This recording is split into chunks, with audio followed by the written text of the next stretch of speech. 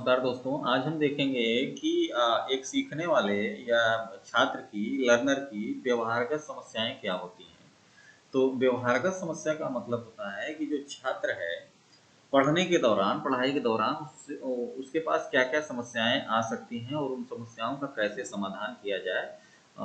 जो एडजस्टमेंट का एक पार्ट है, तो वो आज दोनों चीज़ें हम देखेंगे कि एक लर्नर की क्या-क्या जो है बिहेवियरल प्रॉब्लम है और एडजस्टमेंट क्या होता है। तो इसमें देखें, जब हम बिहेवियरल प्रॉब्लम ऑफ लर्नर की बात करते हैं तो इसका सीधा संबंध जो है बालक के मानसिक स्वास्थ्य से है। पहली बात तो ये है व्यवहारगत समस्याएं क्या हैं इसको समझें।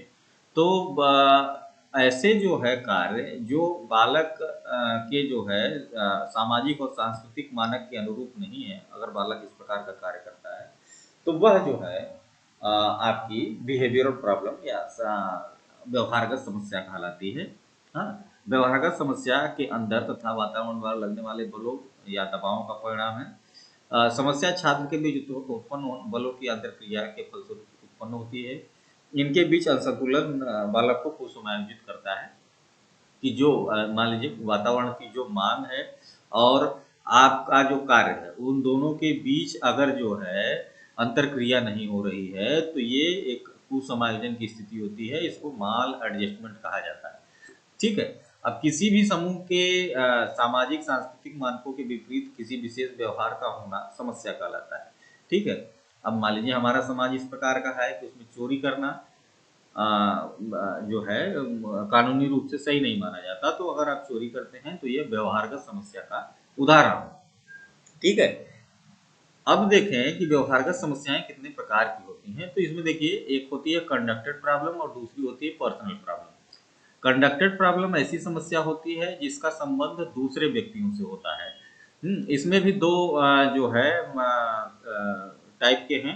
पहला है सीमित सामाजिक महत्व की समस्याएं, लिमिटेड सोशल सिग्निफिकेंस की। ये क्या कहती हैं कि ये विशेष रूप से बालक के घर से संबंधित होती है, जैसे खान पान की समस्या, नींद में चलना, अंगूठा चूसना, नाखून चबाना, पारिवारिक कलह, दोस्त बनाने में परेशानी, विध्वंसक कार्य करना, झूठ बोलना, चिढ़ाना, क्रूएलिटी इत्यादि। ये समस्याएं लिमिटेड सोशल सिग्निफिकेंस की हैं, क्योंकि इससे बहुत दूसरे लोग नहीं परेशान होते हैं, व्यक्ति स्वयं परेशान होता है और घर में ही जो है परेशानी रहती है। तो ये तो कंडक्टेड प्रॉब्लम है। दूसरी गंभीर सामाजिक महत्व की, सीरियस सोशल सिग्निफिकेंस की, इससे जो है समाज परेशान होता है किसी व्यक्ति के जो है कार्य से, व्यवहारगत समस्या से। ठीक है। इसमें देखिए, इस प्रकार की समस्या आधारभूत रूप से असामाजिक या समाज विरुद्ध प्रकृति की होती है, जैसे चोरी करना, भीख मांगना, जुआ खेलना, सुसाइड करना, निर्दयता या क्रूएल्टी। तो इस टाइप की चीजें जो है सीरियस सोशल सिग्निफिकेंस के अंतर्गत आती हैं।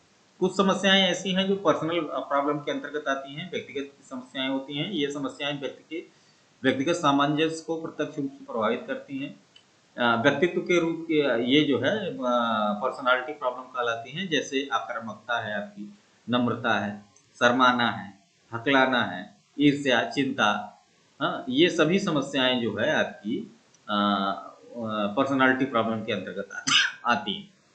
बहुत ज़्यादा कोई जो है शर्मा रहा है, कोई हकला रहा है, हाँ, दूसरों से ईर्ष्या कर रहा है, एंजाइटी उसमें बहुत ज़्यादा है, तो इस प्रकार की समस्याएं पर्सनालिटी प्रॉब्लम के अंतर्गत आएंगी। हाँ, अब इन समस्याओं का समाधान व्यक्ति किस प्रकार से करता है, यही जो है समायोजन कहलाता है। समायोजन को सामंजस्य व्यवस्थापन या अनुकूलन भी कहते हैं। समायोजन दो शब्दों से मिलकर बना है, सम और आयोजन। सम का अर्थ है भली भांति, अच्छी तरह से या समान रूप से। आयोजन का अर्थ है व्यवस्था, अर्थात अच्छी तरह से व्यवस्था करना, मतलब आप जो है वातावरण में अच्छी तरीके से समायोजित हो जाए, व्यवस्थित हो जाए, यही जो है समायोजन है। हाँ, अतएव समायोजन का अर्थ हुआ सुव्यवस्था या अच्छे ढंग से परिस्थितियों को अनुकूल बनाने की प्रक्रिया, जिससे कि व्यक्ति की आवश्यकता पूरी हो जाए और मानसिक द्वंद्व उत्पन्न न होने पाए। तो ये समायोजन का मीनिंग। गेट्स और जो है अन्य विद्वान क्या लिखते हैं कि समायोजन शब्द के दो अर्थ है। एक अर्थ में निरंतर चलने वाली प्रक्रिया है, जिसके द्वारा व्यक्ति स्वयं और पर्यावरण के बीच अधिक सामंजस्यपूर्ण संबंध रखने के लिए अपने व्यवहार में परिवर्तन कर देता है। दूसरे अर्थ में समायोजन एक संतुलित दशा है, जिस पर पहुंचने पर हम उस व्यक्ति को सुसमायोजित कहते हैं। तो इसके दो अर्थ उन्होंने बताए। कैमरन शेफर क्या कहते हैं कि किसी भी व्यक्ति में समायोजन की जो है दो युक्तियां होती है। एक रक्षात्मक युक्तियां होती हैं जिसको डिफेंस मैकेनिज्म कहते हैं, और दूसरी पलायन युक्तियां होती हैं जिसको हम एस्केप या विड्रॉल जो है स्ट्रेटजी या युक्तियां कहते हैं। ये दो युक्तियां के माध्यम से इन दो स्ट्रेटजी के माध्यम से हम एडजस्टमेंट करते हैं। हाँ, रचनात्मक युक्तियों का मुख्य कार्य व्यक्ति के अहम की रक्षा करना है। पलायन युक्तियों का मुख्य कार्य व्यक्ति के तनावपूर्ण स्थिति से हटाकर उसे व्यक्तिगत समायोजन में सहायता करना है। तो ये दो युक्तियां मुख्य हैं जिसके माध्यम से हम समायोजन करते हैं। यह व्यक्तिगत समायोजन व्यक्ति की दृष्टि से उपयुक्त होता है कि सामाजिक दृष्टि से नहीं, क्योंकि व्यक्ति तभी सुसमायोजित माना जाता है जब उसका व्यवहार सामाजिक मानदंड के अनुकूल होता है। तो ये दो बातें हम ध्यान रखेंगे। आगे देखें, संवेगात्मक उथल पुथल या जो जो एक कॉन्फ्लिक्ट की स्थिति है, स्ट्रेस की स्थिति है, एंजाइटी की स्थिति है, जिसमें हम बहुत तनाव में रहते हैं, संघर्ष में रहते हैं, मानसिक तनाव जब अपने आप में जो है एक लेवल से ऊपर होने लगता है, तो ये स्थिति जो है खतरनाक होती है। इस स्थिति में हम एडजस्टमेंट करते हैं। ये एडजस्टमेंट के तरीके 4 प्रकार के होते हैं। एक तो प्रत्यक्ष उपाय है, डायरेक्ट मेथड, दूसरा अप्रत्यक्ष इनडायरेक्ट मेथड, तीसरा कंपनसेटरी मेथड होता है, और चौथा एग्रेसिव मेथड। तो ये 4 टाइप से हम एडजस्टमेंट करते हैं, अपने आप को समायोजित करते हैं।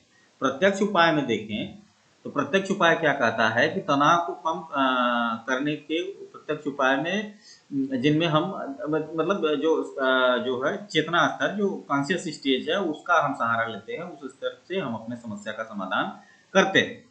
हाँ, अब इसमें क्या करते हैं कि पहला जो है बाधाओं को नष्ट करना या दूर करना। ठीक है, मान लीजिए कोई समस्या आपके सामने आ गई, आप और आपके अंदर मानसिक द्वंद या मानसिक तनाव उत्पन्न हो गया, तो डायरेक्ट मेथड में आप क्या करते हैं, एक तो करते हैं ब्रेक द बैरियर, बाधाओं को नष्ट करना या दूर करना। इसमें क्या करते हैं कि जब व्यक्ति की आवश्यकता की पूर्ति या लक्ष्य तक पहुंचने में जो अवरोध आता है, उन्हें चेतन रूप से दूर करने या पूर्ण रूप से नष्ट करने का प्रयास करता है। इस प्रकार बाधाओं को दूर करने या नष्ट कर देने से व्यक्ति अपने उद्देश्य से पूर्ति में सफल हो सकता है और उसका मानसिक तनाव दूर हो जाता है। उदाहरण के लिए मान लीजिए आपकी लिखने की गति धीमी है, हाँ, और जो है धीमा लिखने की वजह से आप बार बार परीक्षा में फेल हो जा रहे हैं, तो ऐसी स्थिति में आप उस पर उस बाधा को दूर करेंगे और उसको नष्ट कर देंगे या दूर करेंगे। दूर करने के लिए क्या करेंगे कि आप प्रैक्टिस करेंगे तेजी से लिखने की, ताकि जो है आपको सफलता मिल जाए। तो एक तो ये सिंपल बात हो गई कि ब्रेक द बैरियर्स। ठीक है, अब इसी में डायरेक्ट मेथड में दूसरा देखें, अन्य मार्ग खोजना। कि कोई समस्या आ जाती है, अगर जो है उसका समाधान नहीं मिल पाता तो हम दूसरा कोई मार्ग ले लेते हैं, दूसरे तरीके से जो है हम अपना रास्ता बदल लेते हैं। तीसरा है अवधान या अटेंशन गेटिंग मैकेनिज्म। इसका प्रयोग बालक जीवन आरंभ से ही कर देते हैं कि कोई समस्या आती है, नहीं समझ में आता है, तो ज़्यादा अटेंटिव हो जाते हैं, ज़्यादा जो है ध्यान से उस समस्या को समझते हैं, तो समाधान अपने आप मिल जाता है। चौथा है इसमें अन्य लक्ष्यों का प्रतिपादन, सब्स्टिट्यूशन ऑफ अदर गोल्स। तो जब हमको समस्या हमारे जीवन में आती है और उस पर हम जो है उसका पूर्ण रूप से समाधान नहीं कर पाते और मानसिक तनाव उत्पन्न होता है, ऐसी स्थिति में हम अपना जो है लक्ष्य परिवर्तित कर लेते हैं, चेंज कर लेते हैं। मान लीजिए एक जो है व्यक्ति है वो प्रोफेसर बनना चाहता है और वो नहीं बन पाता है, ऐसी स्थिति में वो जो है अपना गोल चेंज कर लेता है और विद्यालय में टीचर बन के ही अपने आप को अपने मानसिक तनाव को कम करता है। तो ये सब्स्टिट्यूशन की स्थिति का है, ये डायरेक्ट मेथड है जिससे हम अपने आप का समायोजन करते हैं। दूसरा मेथड जो है एडजस्टमेंट का, वो इनडायरेक्ट मेथड है। इसमें जो आपकी सबकॉन्शियस स्टेज है या अनकॉन्शियस स्टेज है वो काम करती है, हाँ, अचेतन अवस्था काम करती है।